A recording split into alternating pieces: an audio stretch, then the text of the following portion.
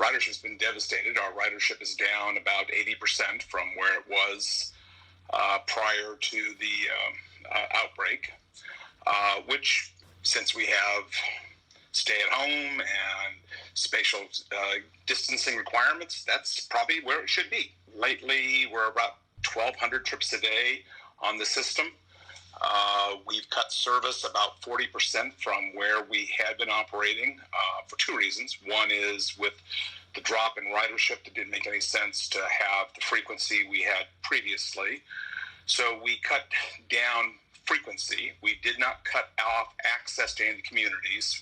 A lot of people don't sort of think about that, but the people who serve food at the nursing homes or people that sweep the floors and kitchens at the hospitals, a lot of those folks use us to get to and from work, as well as the food processing facilities.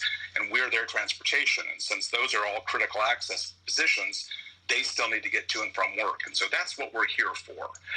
We've actually started an advertising campaign to say that's what we're for.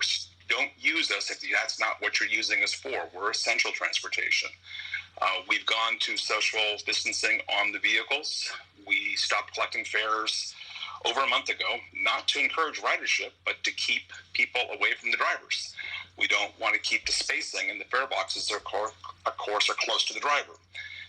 Plus, based on talking to the transit systems in the country, we were reminded that the counting of fares, the way those machines work, throws all sorts of stuff up in the air, and it really is a pretty dangerous thing for the people who have to deal with the money. And so most of the systems in the United States right now are not collecting fares for that reason. It's just a risk that's not appropriate for people to deal with. And of course, the economy is being impacted, so the revenues are not coming in on the backside in terms of the sales tax. So those are significant impacts.